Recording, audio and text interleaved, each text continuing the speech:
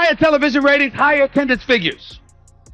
Ladies and gentlemen, that doesn't come courtesy of a league. It comes courtesy of the players that play in the league. And in her case, she was the most popular, which means she could have helped your bottom line, which means you should have seen that from day one and maximized it. But you didn't do it. Stephen A. Smith didn't just share an opinion. He delivered a powerful critique aimed at the leadership of the WNBA and veteran figures like Sheryl Swoopes. His comments quickly gained traction online. The ESPN analyst called out the league for not fully supporting one of its most promising stars, Caitlin Clark. This wasn't just routine sports talk. It was a passionate call for the league to recognize and embrace a major opportunity to elevate women's basketball. Caitlin Clark, the people's champion! It's a deep one. Just announced that Caitlin Clark and the Fever will be playing 41 of 44 games this year on national TV. You're coming to watch the other girl, right? Right? Teams are moving their games with the Fever to NBA arenas. They can sell more tickets. How about that? Angel Reese attempted a three this deep. I think she might dislocate her shoulder. You want some butter with that bread? Butter. Butter. Butter. Here's the truth. Caitlin Clark is achieving what no other WNBA player has before.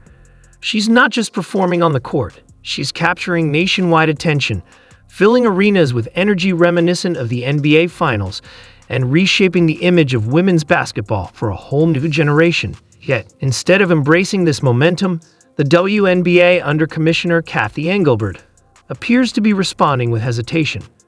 Meanwhile, legends like Sheryl Swoopes seem more focused on critiquing Clark's rise than championing the game's evolution. You didn't want to, rather.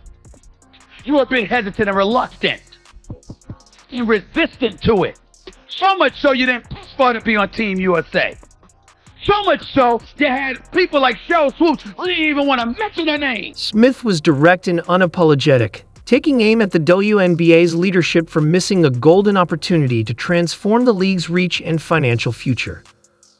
At a time when mainstream attention is more crucial than ever, the response to Caitlin Clark's impact has been sluggish at best.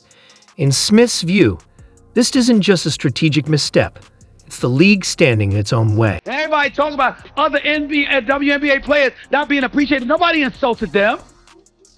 Nobody dismissed their contribution. We were simply saying, despite the contributions for years and years and years, a lot of people didn't care.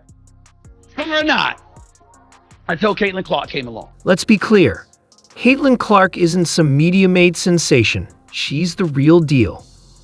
Rookie of the Year, All-WNBA First Team, and more importantly, the face of a global wave of renewed interest in the league. So how has the WNBA responded? With minimal recognition, no major media rollout, no spotlight-worthy celebration. Just a quiet phone call to inform her of the award. Meanwhile, more modest honors for veteran players are met with fanfare, full events, and the kind of attention Clark has more than earned. They decided that they were going to let her know she was Rookie of the Year with a phone call in Connecticut during a practice for a playoff game. You can't make this up. And that's only scratching the surface. Caitlin Clark's growing list of accolades includes being named to Forbes 30 Under 30, SBJ Sportsperson of the Year, AP Female Athlete of the Year, and Time Athlete of the Year. Beyond the court, she's taken it upon herself to elevate women's sports through major public appearances and influential speaking engagements. Other sports leagues clearly recognize her value, yet the WNBA seems hesitant to acknowledge that she has become central to its future and relevance. But if you went the opposite direction, could have helped that much. And facilitated you being in an even stronger position to get yours. But you didn't do it.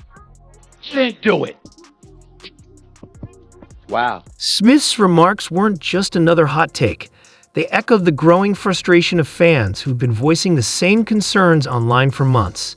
Caitlin Clark is a once-in-a-generation talent, yet instead of fully embracing her impact, the league often treats her like a disruption to the status quo.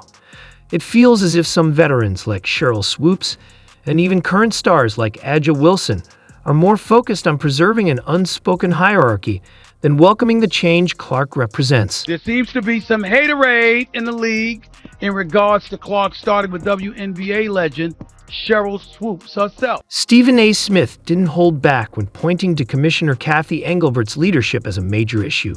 Her media appearances, filled with vague statements and rehearsed talking points, come across as disconnected from the current moment.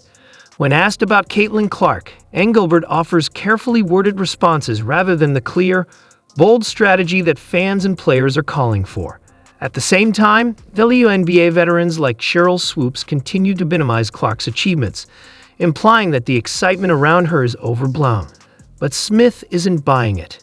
He recognizes the difference between critique and envy, and he understands a simple truth in pro sports. Stars elevate leagues, and right now, Caitlin Clark is that star. You know basketball.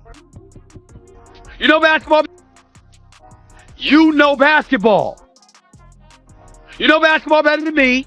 You know basketball than any of the pundits. You know basketball better than most of the men that play basketball. There is no way in hell you just accidentally left Caitlin Clark's name out of that soliloquy that you dropped about the Indiana Fever. Stop it.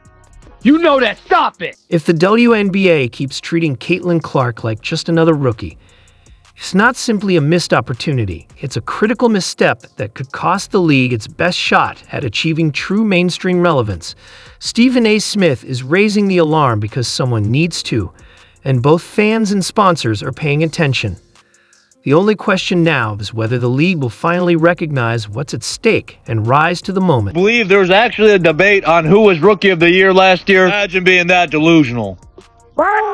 People need to understand she saved this league. There's no TV deals, no ad sponsorships, heck, no shoe deals for you, Angel Reese, no McDonald's money. The league losing millions of dollars each year. She saved them from bankruptcy. To be grateful. 93% of her games on national TV. Like that. Let's not pretend this is just about mismanagement. Many fans are beginning to suspect that Caitlin Clark's treatment is shaped by internal politics and power dynamics. Sheryl Swoopes, a foundational figure in the league's history, has consistently criticized Clark, often framing it as protecting the integrity of the game. She's downplayed Clark's influence, questioned the attention she receives, and implied that she hasn't truly earned her place. The underlying message: this is still the Veterans League and newcomers need to wait their turn. 3 WNBA MVPs in your career. Would you consider each of those 3 seasons as dominant seasons for yourself? No. I can't. Bro, Sheryl Swoopes is willing to lie about her own career before she even admits that Caitlin is dominant. Smith wasn't having any of it. In his signature style, he took direct aim at the gatekeeping mentality, calling it what it truly is: counterproductive jealousy. He made it clear that Caitlin Clark has already garnered more media attention, fan engagement, and brand value than most WNBA players will see throughout their careers. It's not due to being loud or flashy, but because she's delivering on the court, in the ratings, and at the ticket booth. And let's be clear, Smith's critique wasn't anti-WNBA. Far from it.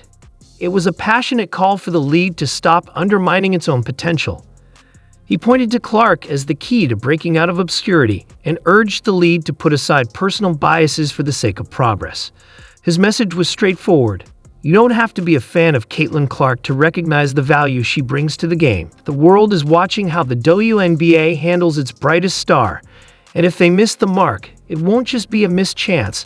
It'll be a marketing blunder. Then are you willing to admit how stupid it was for y'all not to go all in speaking your piece to elevate Caitlin Clark? So therefore even more attention could have come and y'all could have reaped the benefits? Well, you're going to do it anyway, and I get that. You see my point?